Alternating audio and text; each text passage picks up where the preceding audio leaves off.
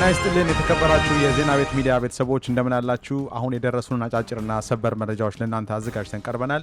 ሁልጊዜም ትክክለኛና ሚዛናዊ መረጃዎች ፈጥነው እንዲደርሷችሁ የዩቲዩብ ቻናላችንን ሰብስክራይብ በማድረግና የደውል ምልክቷን በመጫን የቻናላችን ቤተሰብ እንድትሆኑ በአክብሮት እንጠይቃለን። ወደ ሰበር መረጃዎቹ ስናልፍ በቅድሚያ የምታደምጡት መረጃ አሜሪካን በሆርሙዝ ባህረ ሰላጤ በሚገኙ የኢራን ወታደራዊ ኢላማዎች ላይ ለሁለተኛ ቀን በድጋሚ መጠነ ሰፊ የአየር ጥቃት ሰነዘረች። ኢራንም ለዚህ ጥቃት የምትሰጠው አጸፋዊ ምላሽ ይጠበቃል። ጦርነቱ ጋብ ብሎ ዓለም ወደ ናፈቀችው ሰላም ልትመለስ ነው ሲባል ጉዳዩ ተመልሶ አዲስ የጦር አውድማ ሆኗል። ይህን በተመለከተ ዘርዘር ያለ መረጃ ይኖረናል፣ እንመለስበታለን።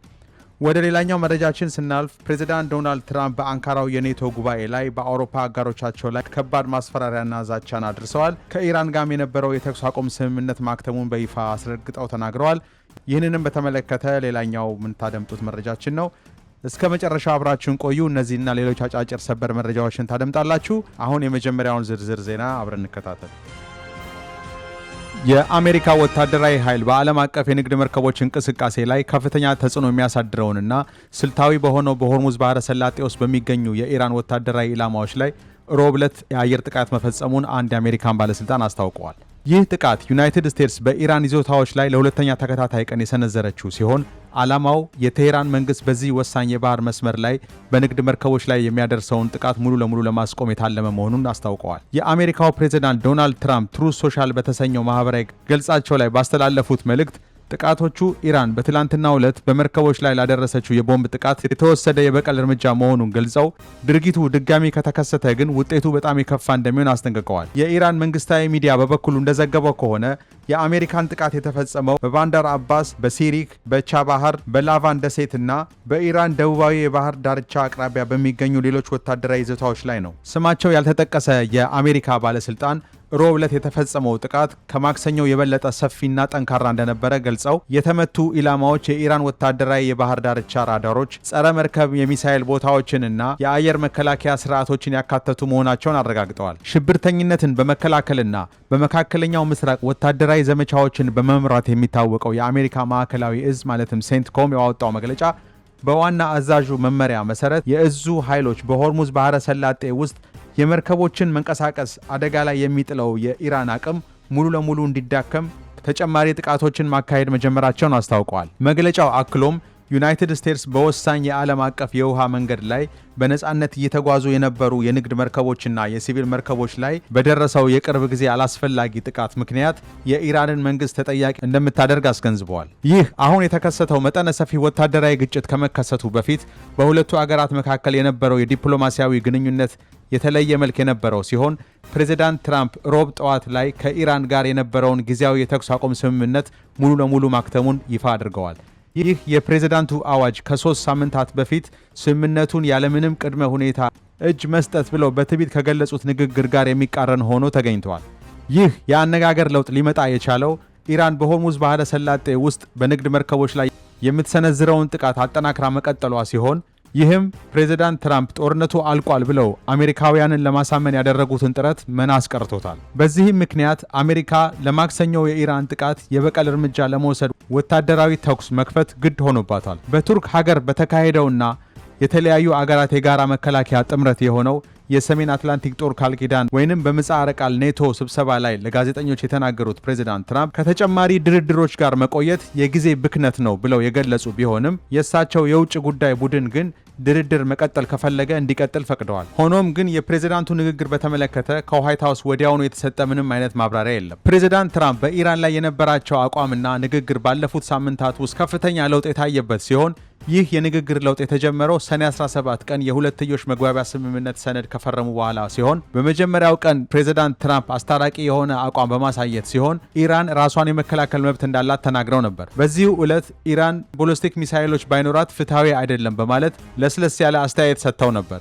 ነገር ግን ይህ ንግግራቸው በፍጥነት ወደ ግጭት አዘልነት ተቀይሯል። በማግስቱ ሰኔ 18 ኢራናውያንን ብልህ ብለው በመጥራት የተፈረመውን የመግባቢያ ሰነድ ያለምንም ቅድመ ሁኔታ እጅ መስጠት ብለው ሲሉ አክሲዮስ ሾው በተባለው የቴሌቪዥን ፕሮግራም ላይ ገልጸውት ነበር። ከዚያም በኋላ የፕሬዝዳንቱ ንግግር በከፍተኛ ሁኔታ እየጨመረና እየጠነከረ ሄደ። ሰኔ 21 ቀን ምክትል ፕሬዝዳንት ጄዲ ቫንስ በስዊዘርላንድ ሀገር ከኢራን ድርድር አድራጊዎች ጋር እየተገናኙ በነበረበት ወሳኝ ሰዓት ትራምፕ ኢራን የሆርሙዝ ባህረ ሰላጤን እንደገና ከዘጋች አገሪቷን እንደሚያወድሟት በማስፈራራትና የባህር መስመሩን ከዘጋች አገር አይኖራችሁም እንዲሁም ሌሎች አጸያፊ ቃላቶችን በመጠቀም ጠንካራ ዛቻን ሰንዝረው ነበር። በመቀጠልም ሰኔ 27 ቀን አሜሪካን የኢራን ወታደራዊ ይዞታዎች ለመጀመሪያ ጊዜ ከመታች በኋላ የተጀመረው ዲፕሎማሲያዊ ድርድር ሙሉ በሙሉ ከከሸፈ አሜሪካን በወታደራዊ መንገድ ስራውን እንደምትጨርስና የኢራን እስላማዊ ሪፐብሊክ ከዚህ በኋላ በምድር ላይ እንደማይኖር አስምረውበት ነበር። በጁላይ 6 ቀን ደግሞ የቀድሞውን የኢራን መሪ የቀብር ስነ ስርዓት ለማክበር ሲባል ድርድሩ ለጊዜው በተቋረጠበት ወቅት ትራምፕ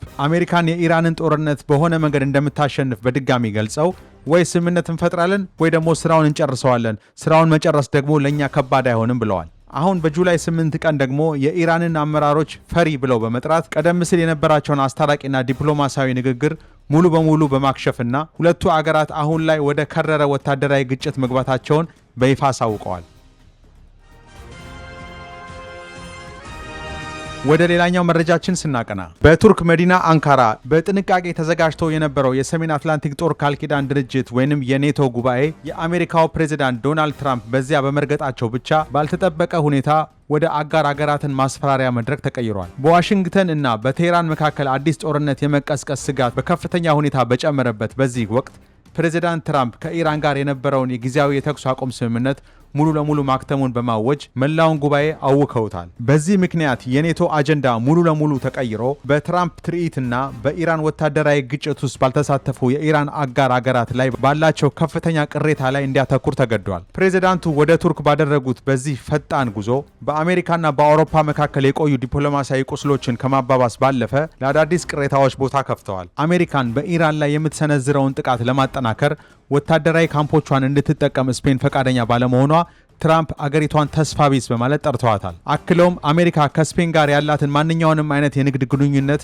ሙሉ ለሙሉ እንደምታቋርጥ አስፈራርተዋል። ከዚህም በተጨማሪ ከቴህራን ጋር የሚደረጉ ማንኛውንም አይነት የሰላም ንግግሮች የጊዜ ብክነት መሆናቸውን በመግለጽ አሜሪካን በኢራን ውስጥ የሚገኙትን ሁሉንም ድልድዮች ማፍረስ የምትችልበት ወታደራዊ አቅም እንዳላት ጠቁመዋል። ፕሬዝዳንቱ በዚህ ንግግራቸው ሳይወሰኑ ትልቅ የዲፕሎማሲ ቀውስ ምክንያት ሆኖ የነበረውን የግሪንላንድን ደሴት በባለቤትነት ለመያዝ ያላቸውን ፍላጎት በድጋሚ አንስተዋል። ይህ አቋማቸው የዴንማርክ ጠቅላይ ሚኒስትር አገራቸው ግዛቷንና ሉዓላዊነቷን እስከ መጨረሻው እንደምትከላከል በይፋ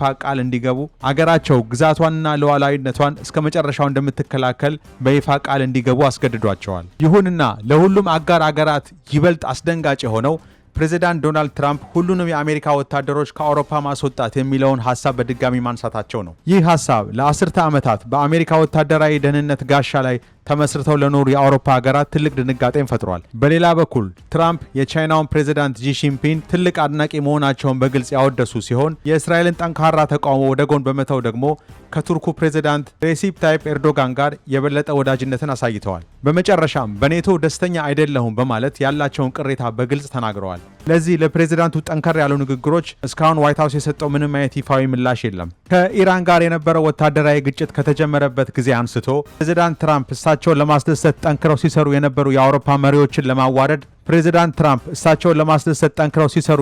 የአውሮፓ መሪዎችን ሳይቀር ለማዋረድ ዘመቻ ሲያካሂዱ ቆይተዋል። በዚህ ማረጋገጫ የሚሆነው ባለፈው እሁድ ዕለት የጣሊያን ጠቅላይ ሚኒስትር ጆርጂዮ ሜሎኒ የእገዳ ትዕዛዝ ያስፈልጋል የሚል የፌዝ መግለጫ ያለበትን ፎቶግራፍ በራሳቸው ማህበራዊ ሚዲያ ገጻቸው ላይ ማውጣታቸው ነው። ይህም የሆነው ቀደም ሲል ትራምፕ ሜሎኒ ከኔ ጋር ፎቶ ለመነሳት ለመኑኝ ማለታቸውን እሷ ስታስተባብል ነው በማለት በተመሳሳይ ሁኔታ ባለፈው ሰኔ ወር የብሪታንያው ጠቅላይ ሚኒስትር ኬር ስታርመር ከስልጣናቸው መልቀቂያቸውን በይፋ ከማስገባታቸው አንድ ቀን ቀደም ብሎ ስታርመር እንደሚለቁ ቅድሚያ አውቄ ነበር በማለት ትራምፕ መናገራቸው የሚታወስ ነው። ነገር ግን በጉባኤ ውስጥ የታየው ተጨባጭ እውነታ እንደሚያሳየው በኔቶ ውስጥ ያሉት ክፍፍሎች እየጨመሩ ቢመጡም አባል ሀገራት ያላቸውን የጋራ መከላከያ ቁርጠኝነት ግን በድጋሚ አረጋግጠዋል። ለአብነት ያህል ለአውሮፓ ደህንነት ወሳኝ ለሆነችው ዩክሬን የደህንነት ፈንድን ጨምሮ የማይናወጥ ድጋፍ ለመስጠት ቃል ገብተዋል። በጉባኤው ውስጥ ከተመዘገቡ በጣም ተጨባጭ ውጤቶች መካከል ትራምፕ ለዩክሬን ፕሬዝዳንት ቮሎዲሚር ዘለንስኪ የሰጡት ፈቃድ ይጠቀሳል። በዚህ መሰረት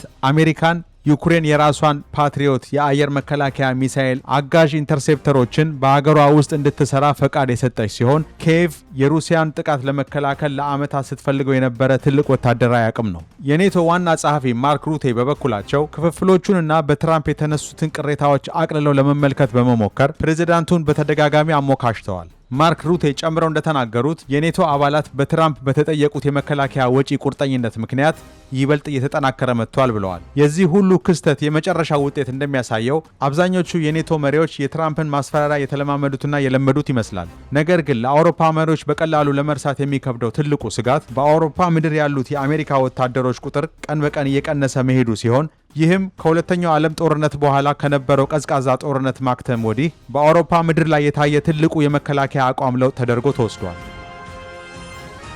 ወደ አጫጭር መረጃዎቻችን ስናልፍ በመጀመሪያ የምታደምጡት መረጃ ግብጽ ከአርጀንቲና ጋር ባደረገችው አወዛጋቢ የዓለም ዋንጫ ጨዋታ ከውድድር ከተሰናበተች በኋላ ለፊፋ በይፋ አቤቱታ አቅርባለች። የጨዋታው ዳኞች ሁለት መስፈርት ወይም ደብል ስታንዳርድ ተጠቅመዋል በማለት ሲወነጅል የዋናው ዳኛና የቡድኑ አባላት ከስራ እንዲባረሩ ጠይቀዋል። ግብጽ መጀመሪያ ላይ 2-0 እየመራች የነበረ ቢሆንም አርጀንቲና አስደናቂ የሆነ መመለስ አድርጋ ጨዋታውን በመገልበጧ ውዝግቡ የበለጠ እንዲከራ አድርጎታል። የክርክሩ ዋና ነጥብ የቪኤአር ወይም የቪዲዮ አሲስታንስ ሬፈሪ ውሳኔ ሲሆን ይህም ከፍተኛ ቅሬታ ያስነሳው የግብጽን ግብ በመሰረዙ ነው። ይህ ሽንፈትና ከሱ ጋር የተያያዙ የዳኝነት ውሳኔዎች ለአርጀንቲናና የሊዮኔል ሜሲ ቡድን ለመጠበቅ ሆን ተብሎ የተጨበረበረ ነው የሚሉ ቅሬታዎች በስፋት እንዲነገሩ አድርጓል። በሌላ ዜና ፕሬዚዳንት ትራምፕ ሶሪያን ከዩኤስ የሽብርተኝነት ስፖንሰር አድራጊ መንግስት ዝርዝር ውስጥ ለማውጣት የሚያስችል ትልቅ የፖሊሲ ለውጥ ማድረጋቸውን አስታውቀዋል። ይህ ውሳኔ የመጣው አገሪቱን አንድ ለማድረግ ባደረጉት ጥረት የሚታወቁት አህመድ አልሻራሃ በቅርቡ ባደረጉት ጥረት የተነሳ ሲሆን ከዝርዝሩ ውስጥ መውጣቱ ከተጠናቀቀ ትልቅ የዲፕሎማሲ ስኬትና አሜሪካን በመካከለኛው ምስራቅ እያደረገችው ያለችውን የፖሊሲ ለውጥ በግልጽ ያሳያል ተብሏል። በመጨረሻም የዩክሬኑ ፕሬዝዳንት ቮሎዲሚር ዜሌንስኪ የአሜሪካው ፕሬዝዳንት ዶናልድ ትራምፕ ለሰላም ንግግር ወደ ሞስኮ ለመጓዝ ያለውን እድል በተመለከተ ሲጠይቋቸው በቀልድ መልስ ሰጥተዋል። ዜሌንስኪ እንደተናገሩት ወደ ሩሲያ ጉዞ ቢያደርጉ በከተማዋ ላይ ብዙ የዩክሬን ድሮኖች አየር ላይ ስለሚበሩ በከተማ ውስጥ በሰላም መንቀሳቀስን ከባድ ያደርገዋል ብለዋል። ይህም የዩክሬንን ቀጣይ ወታደራዊ እርምጃዎች በግልጽ ያሳያል ተብሏል። ለዛሬ አዘጋጅተንላችሁ የነበሩት መረጃዎች እነዚህን ይመስላሉ። ከሰዓታት በኋላ በሌሎች መረጃዎች ተመልሰን እንመጣለን። እስከዛው በያላችሁበት በሰላም ዋሉ።